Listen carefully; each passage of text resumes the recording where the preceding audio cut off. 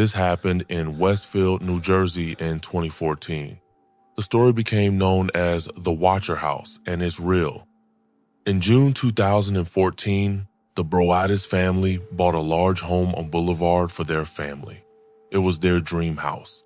A quiet neighborhood, good neighbors, a big yard. They planned to move in with their 3 children. A few days after they purchased the house, while they were still moving in, the father, Derek, went to check the mail. Among the usual bills and ads, there was a letter with no return address. He opened it, expecting it to be junk mail, but the letter said, "Welcome to the Boulevard. I have been watching this house for decades, and now it is my turn to watch it again." The family thought it was a stupid prank. But a few days later, a second letter arrived. This time it said, "You have brought young blood into the house. Have you found all the rooms yet? I know where they sleep, and it will help me to watch them." The letter mentioned the children's names, their ages, and even which rooms they slept in. The family was terrified and contacted the police. The police started an investigation, questioned the neighbors, but found nothing suspicious. The letters kept coming. I asked the father to watch the house before he passed away. Now it is my turn. You don't know what is hidden within the walls of this house. The family installed security cameras, motion sensors, and stopped letting their children play outside. At night, they heard strange noises in the house, creaks, bangs, footsteps, even though the cameras showed nothing. They stopped sleeping at night, fearing that someone was truly watching them. The letters continued for months, and the police could never identify who the watcher was. In one letter, he wrote, "Maybe it would be better if you moved away. Young blood will be mine, and the house will be waiting for its next family." The family was forced to move out, never fully moving in. They tried to sell the house, but the story spread quickly, and no one wanted to buy the Watcher House. This story became so well known that it was reported by the New York Times, CNN, and ABC News. To this day, the identity of the Watcher has never been discovered. And the house on Boulevard in Westfield still stands there. They say that sometimes the new owners receive strange letters signed simply the Watcher, and no one knows who this person is, why they watch the house, or what they truly want.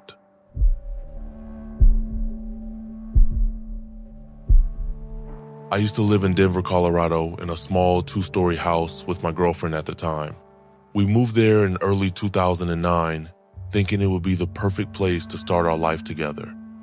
It was an old house, built in the 1950s, with creaky wooden floors and a basement that always smelled like dust and earth. But we loved it because it was ours, and the rent was cheap. The first few months were peaceful.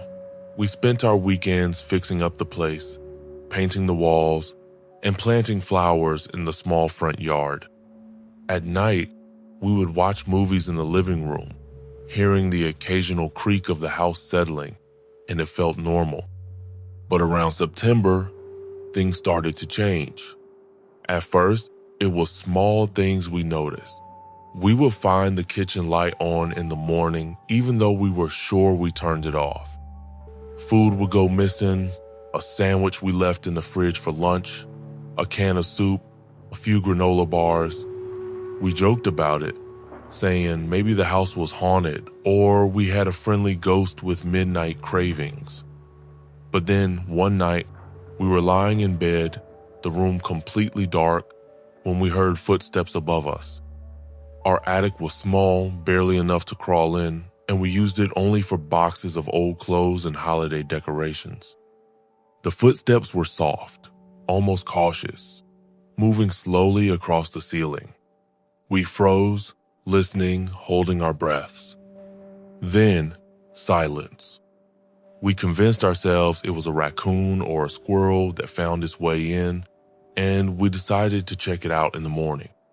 But the next day, when I opened the attic hatch, there was nothing. No droppings, no holes, no sign of an animal. That should have calmed us, but it didn't. Over the next few weeks, the footsteps continued, always late at night, always slow and careful. Sometimes we would hear soft thumps, like something being moved. I called pest control, and they came to check the attic, but they found nothing. We started locking our bedroom door at night, just in case. Then, things escalated. We began to notice items in the house move to different places. A chair in the kitchen would be slightly pulled out when we woke up. The television remote would be on the coffee table when we swore we left it on the couch. One morning, my girlfriend found her jewelry box opened and a ring was missing. We turned the house upside down looking for it, but it was gone. That night, I stayed up, sitting in the dark living room, listening. At around 2:30 a.m., I heard it. The attic hatch, shifting. A soft thump on the floorboards above. I grabbed a flashlight and a baseball bat, my heart pounding, and slowly climbed the attic ladder. I pushed the hatch open and shined the light inside. At first, I saw nothing but boxes and shadows. Then, in the far corner, I saw movement. A man, dirty, thin, with long hair and a scruffy beard, wearing old, layered clothes. His eyes reflected the light, and for a moment, we just stared at each other. Then he whispered, "Please don't." I froze. He didn't move, just sat there, clutching a small bag to his chest.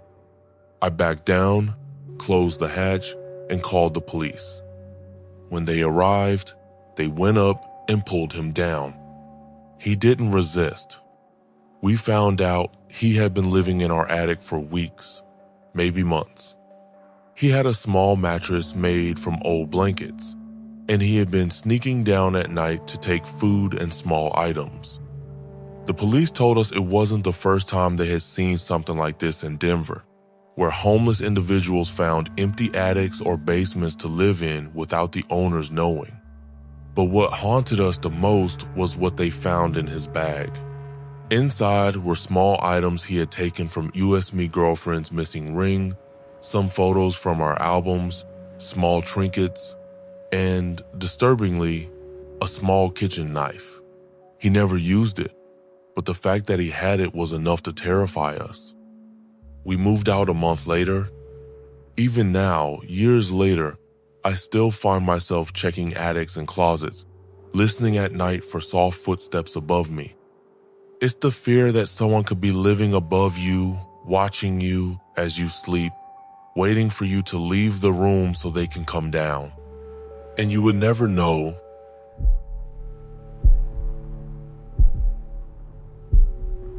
They knocked at 3 a.m. I grew up in a small, quiet town where nothing ever really happened.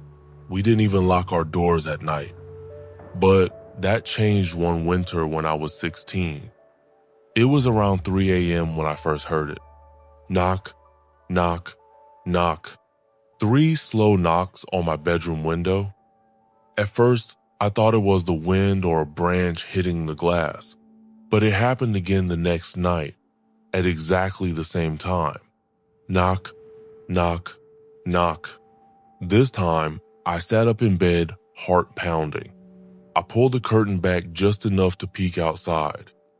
We live near the woods, and I could see the tree line under the glow of the moon, but I didn't see anyone. The third night, the knocking came again. I was too scared to move, so I just lay there, listening, holding my breath. That's when I heard it. A voice, whispering, "Let me in." I wanted to scream, but I couldn't. I was frozen, listening to the soft whisper outside my window, begging to come in. The next morning, I told my parents, but they brushed it off as a nightmare. But I knew it wasn't a dream. I could see fingerprints on the window, smudges on the glass, as if someone had pressed their hands there during the night. That night, I stayed awake, waiting. At exactly 3 a.m., the knocking returned. Knock, Knock, knock. I grabbed my phone and turned on the flashlight, pointing it at the window. That's when I saw it. A pale face, eyes too dark to be human, staring back at me through the glass. It was smiling, but its smile was wrong, too wide, stretching across its face. It didn't move, just stood there, tapping on the window with long, thin fingers. Knock, knock, knock. I screamed, and my parents came running, but when they turned on the lights, it was gone. Outside, there were footprints in the snow leading up to my window, but they didn't lead back into the woods. They just stopped. I don't know what was knocking at my window at 3 a.m., but sometimes, even now, years later, I wake up to hear it again. Knock, knock, knock. And I still wonder what would have happened if I had opened the window. Leave a comment if these stories got under your skin. Subscribe for weekly horror pulled from real life. And don't forget some games? You don't win them. You just survive long enough to regret playing.